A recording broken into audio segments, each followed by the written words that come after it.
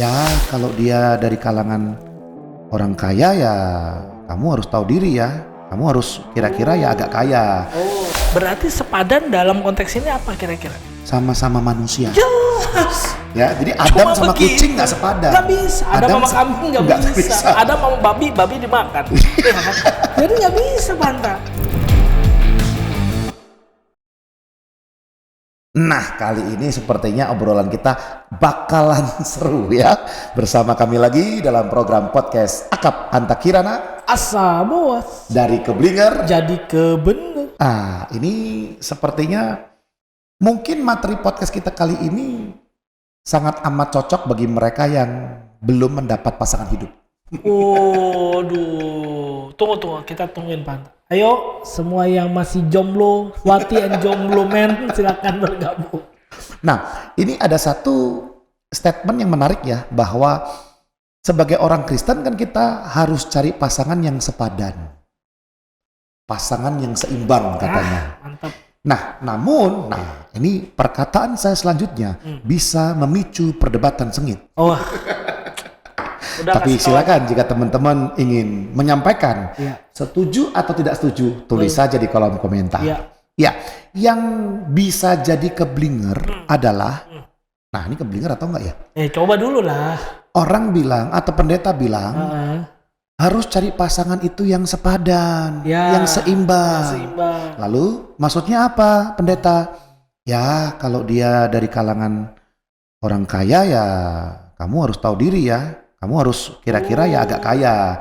Kalau kamu orang yang sederhana, carilah yang sederhana. Kalau kamu S2, cari yang S2. Kalau kamu nggak punya S, ya carilah yang panas, kan gitu kan. Yang anget-anget aja lah, nggak pada S-nya.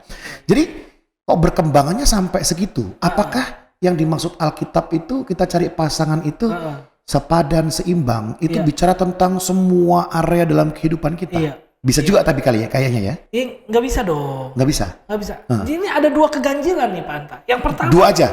Puji Tuhan cuma dua. Dua dulu kan nanti berkembang seiring diskusi. Yang pertama, pasangan itu ditentukan atau kita nyari sendiri. Itu dulu ya. Tahan dulu di situ. Yang kedua, definisi sepadan.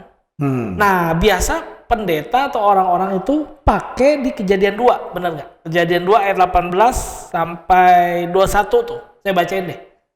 Ini suka dipakai yang sepadan-sepadan itu nih. Nah, ini ya. Tuhan Allah berfirman, tidak baik kalau manusia itu seorang diri saja. Jadi, inisiatifnya dari mana, Panta? Dari Tuhan atau dari saya?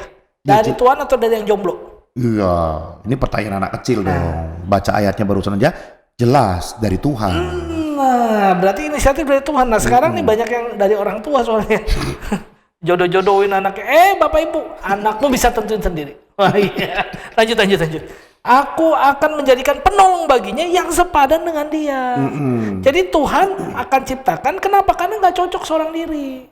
Tapi abaikan ini ya, karena ini tidak dalam konteks karunia selibat. Nanti deh lain waktu kali boleh ya. Iya, artinya kan jangan sampai nanti orang berpikir bahwa semua orang harus menikah. Harus nikah, jangan. Ini kan konteksnya sepadannya itu. Nah, lalu dilanjutkan kan, setelah itu ayat 19, lalu Tuhan Allah membentuk dari tanah segala binatang hutan dan segala burung di udara. Ini menarik nih. Tuhan bilang nggak ada yang cocok, nggak ada yang sepadan, malah dia bentuknya binatang. Memang Tuhan tuh lucu loh. Kadang-kadang Tuhan tuh menggemaskan. Kalau kita baca firman Tuhan, lihat di Panta. Lalu dia bawa kepada manusia, dikatakan supaya manusia lihat dan manusia menamainya. Tapi ayat 20, ia tidak menjumpai penolong yang sepadan dengan dia. Diulang lagi. Yang pertama, Tuhan yang lihat nggak baik seorang diri, Tuhan berikan yang sepadan. Tapi Tuhan mau bilang ini, coba kamu yang putuskan. Ini Tuhan keren ya. Tetap aja Pak, di keputusannya di kita loh, di manusia, bukan di Tuhannya semata-mata meskipun dia Tuhan. Makanya ayat 21 muncul. Lalu Tuhan Allah membuat manusia itu tidur nyenyak. Ketika ia tidur, Tuhan Allah mengambil salah satu rusuk daripadanya lalu menutup tempat itu dengan daging. Singkat cerita, jadilah Hawa. Jadi yang menarik nih ayat 18. Tadi saya ikutin baca ya. Kata Tuhan, aku akan menjadikan penolong baginya yang sepadan dengan dia. Betul. Kata Tuhan kan? Betul. Lalu kemudian ayat 19, Tuhan menciptakan makhluk-makhluk binatang. Betul.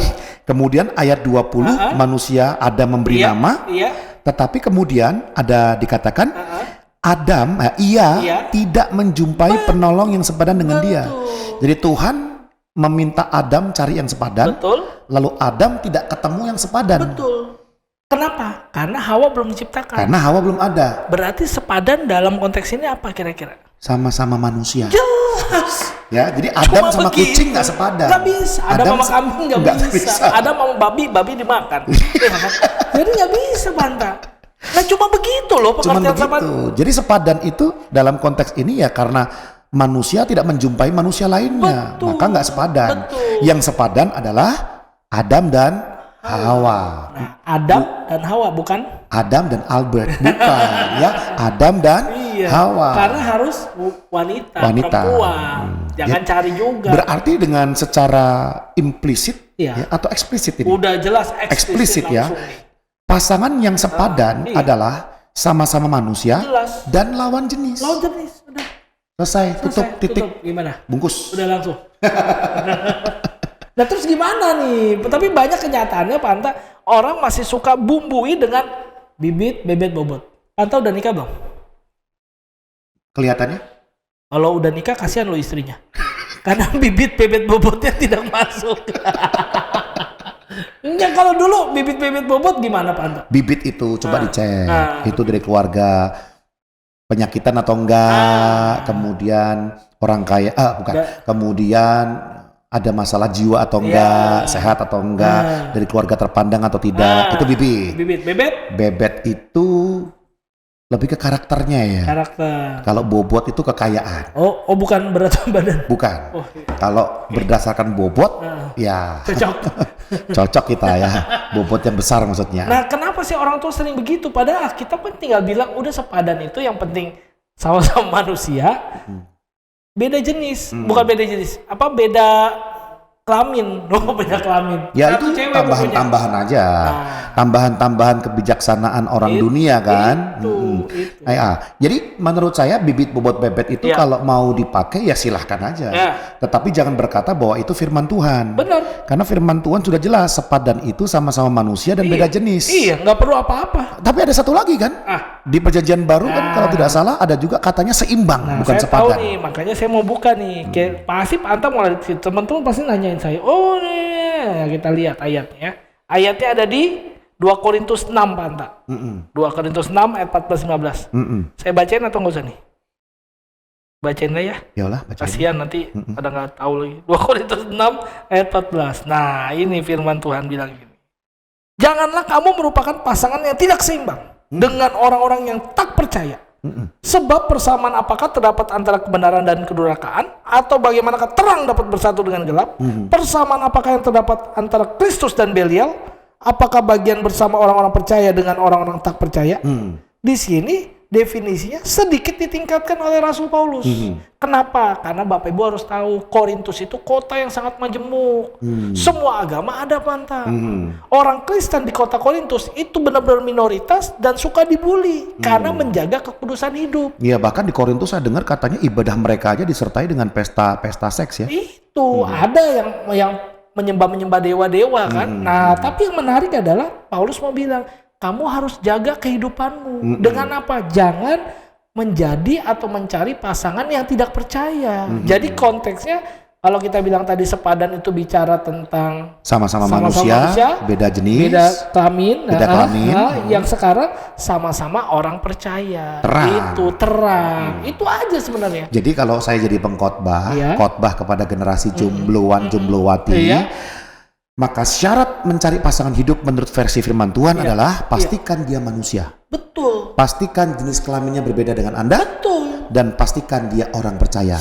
Selesai. Udah gitu doang. Nah, bibit bobot bebet ya silahkan kalau mau tambah-tambahkan, tapi bukan firman Tuhan. Iya. Nah, masalah orang tuanya tuh pengennya yang gimana? Ya, yang jadi berat, yang jadi keblinger itu kan ada jemaat yang mau menikah aja pendetanya bilangnya berat banget ya.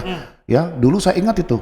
Pokoknya kalau cowoknya itu pelayanan, katakanlah dia menjadi supervisor gembala gitu kan, maka istrinya juga harus punya jabatan.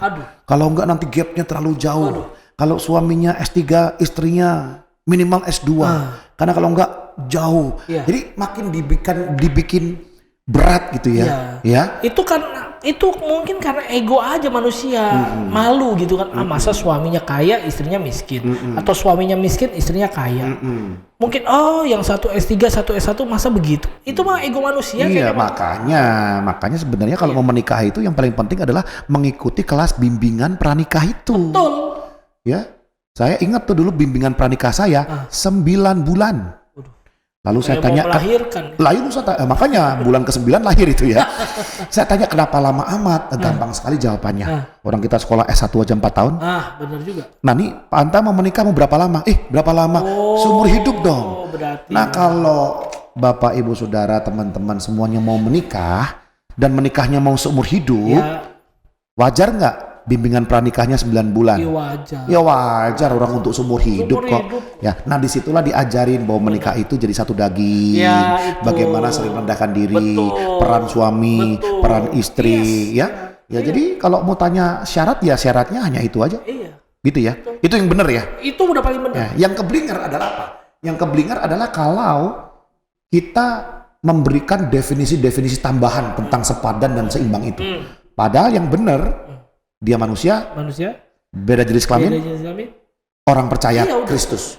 Selesai. Sampai jumpa di dalam episode selanjutnya. Tuhan Yesus memberkati.